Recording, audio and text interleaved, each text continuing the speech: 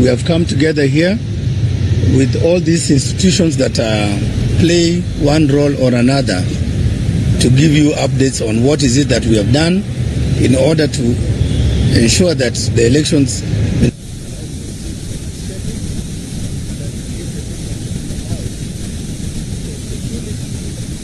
exercise their democratic right to elect their member of parliament on Thursday, 16th, 2026.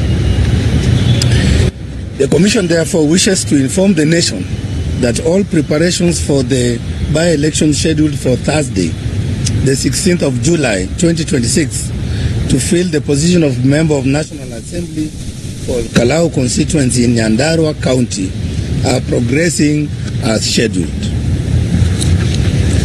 So far, several critical milestones have already been achieved, and these include the completion of procurement as will cast their votes and be counted. We have also completed the servicing and testing and configuration of our technology. As you know, Electoral Commission of Kenya, the Independent Electoral and Boundaries Commission, uses technology for both voter identification and, of course, result transmission in the case for presidential elections. So we have reconfigured our technology and it's ready for deployment. We have also received the ballot boxes, the ballot papers for this by-election, which have already been dispatched to our warehouses in Nyandarua County. Yesterday, we completed the training of all the election officials. So our officers are properly trained and they are ready to conduct elections as per the regulations. Of more importance is the issue of the voters register. We have certified the register that will be used in Kalou. That is the voters register. And this register is currently displayed at every polling station, so that the citizens of Kalou can verify and check if their names are there and if they are eligible to vote in the respective polling stations. As a Commission, we continue working with our partners to offer voter education to the voters of Kalou so that they understand how to exercise their rights. And we continue with stakeholder engagement up to tomorrow, where our team of commissioners will also be in Kalou to meet with stakeholders, to meet with the candidates and their agents, so that we agree on the final rules. The Commission reminds all stakeholders that the campaign has officially ended yesterday on Monday, 13th of July 2026 at 6 p.m. in line with the gazetted election timelines. And therefore, we request that any form of campaigning or engagement of voters after that time has ended is prohibited. And anybody engaged in further campaigns contrary to the laws is committing an electoral offense and is in breach of the Electoral Code of Conduct. And as a result, if we find anybody who is engaging in campaigns beyond the gazetted timeline, that person will face the consequences. In terms of the polling day activities, we wish to remind the people of Kalou that all the registered voters in Kalou constituency, they must turn up with their national ID cards that are valid. And for the case of the passport, they must verify and confirm that their passport is valid, it has not expired, because these are the primary documents that will be used to identify each of the eligible voter, each of the voter who is in our digital register. In terms of identification, the actual identification of the voters during that day, from morning when we open the polling stations, once you show up with your ID or your passport, that is valid, we shall use the biometric means to identify and authenticate those voters. Biometric means your fingerprints or your facial features, which we have captured in our database. Because the register we are using will be the digital register that is integrated in our KIMS kit. As required by law, we have gazetted the register for Kalou constituency. And that register, I wish to assure the people of Kalou and indeed Kenyans that that register is secure. And we certified that register on 5th of June 2026. So the register is published in the Kenya Gazette. It is a public document. You can access it there. And for those of you who are in Kalou, the register is already displayed in each of the polling stations where you'll be voting. So we have several copies that have been printed already and dispatched to those polling stations. And the law requires we do this 7 days before the election. So we have complied with the law. So anybody who claims that the register has been manipulated is spreading false, misleading, and unsupported rumors. So we urge the citizens to ignore any such persons, be they politicians or activists or any other representative of anybody in this republic. As IEBC, we take the issue of the register seriously, and we make sure that it's only the authentic register that is being used during these elections. That, of course, goes to also the issue of identity cards. We heard through a section of the media, and we have investigated this matter, where certain politician has urged the citizens of Kalou not to show up with their IDs or their passports. That is completely misleading, and that matter the Commission is dealing with it decisively. Opening and closing of the polling stations. Ladies and gentlemen, again, as per the law and our regulations, the polling stations open at 6 a.m. and they close at 5 p.m. And therefore, any station that for one reason or another that is justifiable is not open by 6 and there's a delay, we shall compensate that time which is lost and ensure that those people who turn up and who remain at the polling stations as late as 5 p.m. and they are on the queue, they'll be granted the opportunity to continue to exercise their right to elect their member of parliament. So we shall not bar anybody who comes late, as long as you are at the polling station by 5 p.m. latest, in the evening, that is. So anybody who comes past 5 p.m. will not be allowed to join the queue in order to vote. So all those people who are eligible must come between 6 when we open and 5 p.m. when we close. Ladies and gentlemen of the media, and indeed fellow Kenyans, the use of mobile phones in the polling booth is prohibited. You heard some time back when we conducted the elections in other electoral areas, we saw one individual had taken a picture of their ballot paper after voting. They took pictures of the marked ballots and circulated it on the internet. We wish to remind Kenyans and indeed the voters of Kalou that please do not take a picture of your ballot paper once you mark it, once you select the person you want to be your member of parliament. This is because the sanctity and the secrecy of the vote requires that you keep it secret.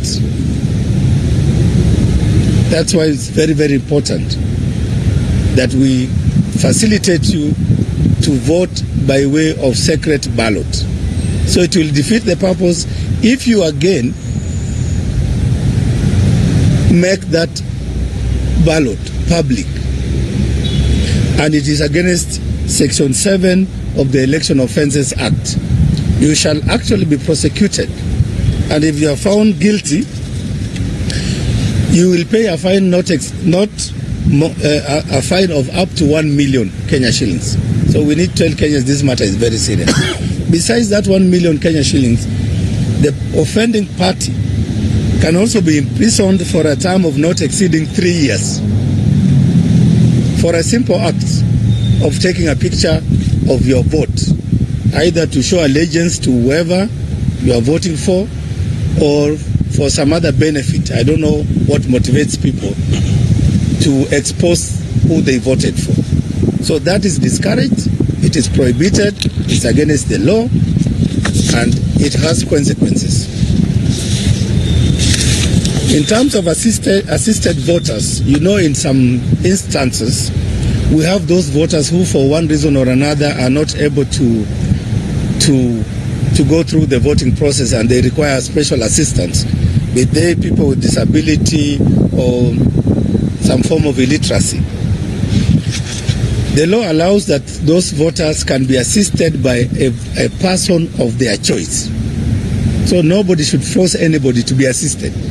If they wish to be assisted and our officials have verified that the person requires assistance, let that person choose a person of his or her choice to assist that person. We also wish to inform members of the public and the voting populations of all Kalou that no one person is allowed to assist more than one voter. We will not see a situation where one person is hovering around the polling stations and purporting to be assisting one voter after another, one voter after another. It is only one person to assist one voter, end of story. So again, that is something that we wish to communicate to the people of Kalou to be on the lookout.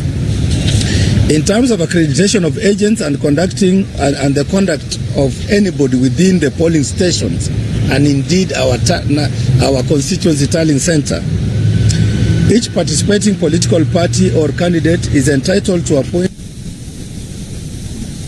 polling station and one chief agent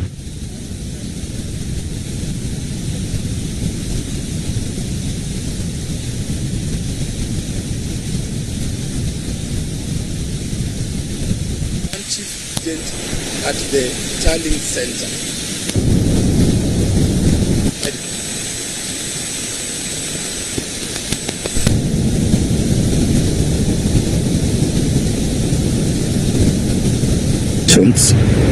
Purporting to be agents if they are not appointed by the political parties or the candidates themselves, and they must be one. And our office gives them accreditation badges. So anybody who does not possess an accreditation badge should not be seen roaming around our polling stations. The police, the security will take action, and our officials will take action.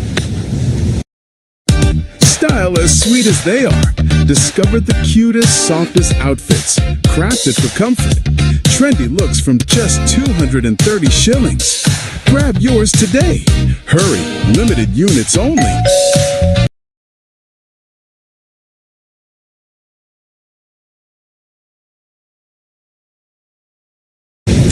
So, in that regard, in the last by-elections we conducted in the country, in Mbere, Malava, Kasipul, Unguja, Magarini, the Commission observed a phenomenon that is very much disturbing.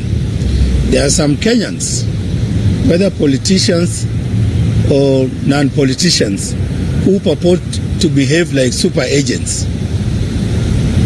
And therefore they come to our polling stations and try to disturb the peace or the peaceful conduct of the elections in those stations. We want to state categorically here that we will not allow anybody, whether it's a senior politician or a leader in this country, who has not been cleared and accredited by IEBC, to come with their security or their supporters to try and disturb the peace at the polling station or even overrun the polling station. We have asked the National Police Service and all security agencies to help us to deal with this phenomenon of super agents, who are mainly some of the senior politicians in this country.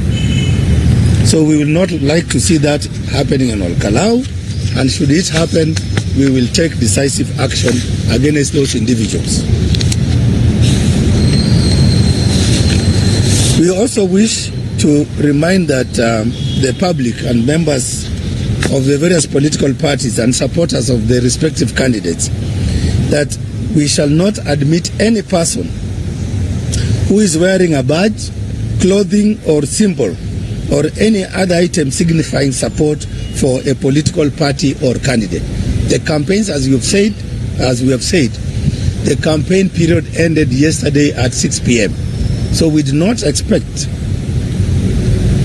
campaigns at our polling stations when citizens are supposed to show up in a neutral environment to vote, cast their vote, and go home peacefully and wait for the results.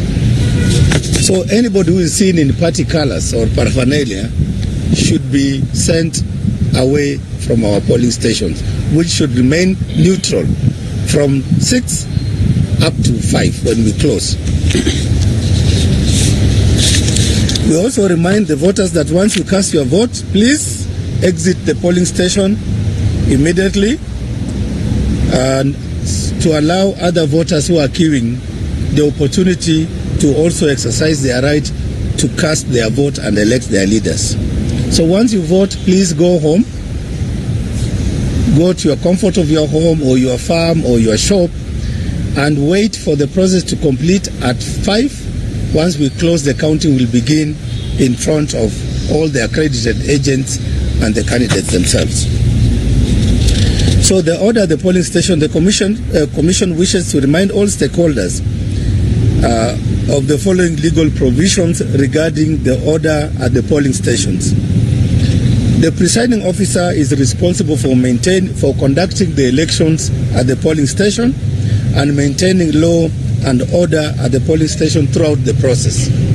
And in doing so, especially for security, the presiding officer at that particular polling station is assigned 2 police officers who will be responsible for a radius of about 400 square meters, which is the jurisdiction within which we conduct the elections.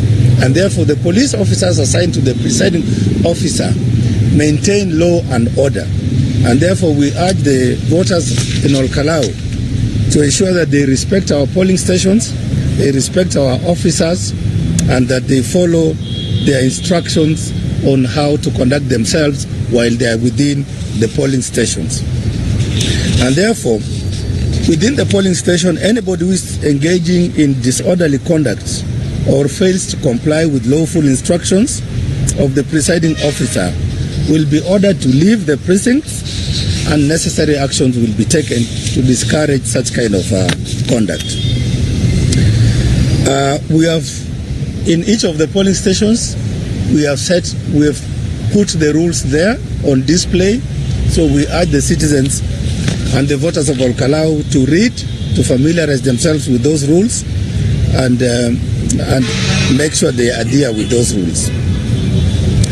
So the presiding officer is in charge and will take any necessary lawful action to secure the polling station and to ensure voting proceeds peacefully and uninterrupted and until it's closed. So those people who sometimes are inclined to try and storm any polling station, just be warned that action will be taken, because we'll have adequate security protecting every polling station and allowing citizens to come and cast their vote peacefully without any disturbance. In terms of security arrangements, you can see the IG is here with his 2 deputies. We have the DCI.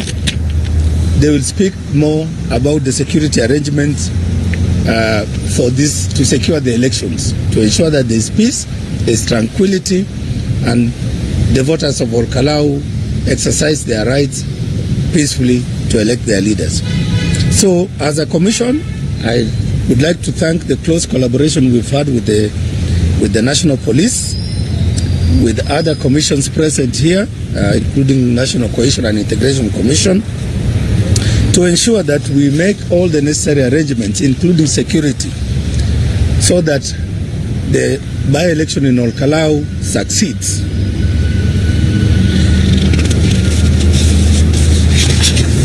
So I'll allow IG later on to speak on the security arrangements in place. But we, as a commission, would also like to note that with concern that there have been incidences that have raised a red flag and concerns to us as a commission as we carry out our mandate to facilitate Kenyans to elect their elected representatives. We have seen situations where in some cases goons are present in our electoral areas, are mobilized to intimidate and to disrupt the peaceful campaigns and the peaceful business of the people in those affected electoral areas. Kalou has not been spared either. There are those reports of incidences of goons roaming around, and of course facilitated by some of the actors or players. We wish to call upon all those people, political parties, the candidates themselves and their political supporters, to refrain from any acts that will constitute violence and a breach of the electoral code of conduct. Because we want this election in Kalou to be the most peaceful and the most successful, that is conducted in an atmosphere that will allow a credible, free, fair, and transparent elections to happen in Kalou. The code of conduct, ladies and gentlemen, will continue to be enforced. As you have seen, in the last few days, we have summoned some of those politicians who have been accused of engaging in some electoral malpractices. We have taken action on some of them, including fining some of them and requesting them to again sign the political decency code with us. Other cases are ongoing, and we will be updating the nation on what actions we are taking. So the Election Code of Conduct Committee is still in place. It will work until after the election has been concluded and the results announced. So any breaches of the Electoral Code of Conduct, we urge the public to report to the Commission so that we take firm and stern action against those perpetrators. So, as I conclude, in terms of result management and declaration, after the close of the polling stations at 5 p.m., all the presiding officers will commence the process of counting the vote in front and in full view of agents, observers, and the media. I believe you'll be there as members of the fourth estate to observe what's happening and to report. This counting will be done. The ballot boxes will be opened. The ballot papers will be counted and the results tabulated at each of the polling stations in an open and transparent process. And to enhance transparency, the agents present will be allowed to take photographs of official results form 34A. Let us distinguish what I said before. Your ballot paper, the one you mark as a voter, that is sacred, and it's sacred. I've said sacred, and it's also sacred. So that is the document that we do not want anybody to take pictures of and circulate. But where we tabulate and record the results, that is from 34A, agents can take pictures and send to their candidates or their political parties. A copy of the result form, that same from 34A, a carbonated copy, will also be pasted at each of the polling stations. Whether it's in a classroom, it will be pasted on the door of that classroom for everybody to see, because there's nothing we're hiding. It will be as transparent as that. Returning officers will thereafter receive the results, that is at the constituency tallying center. They will verify, collate, and announce the constituency level results.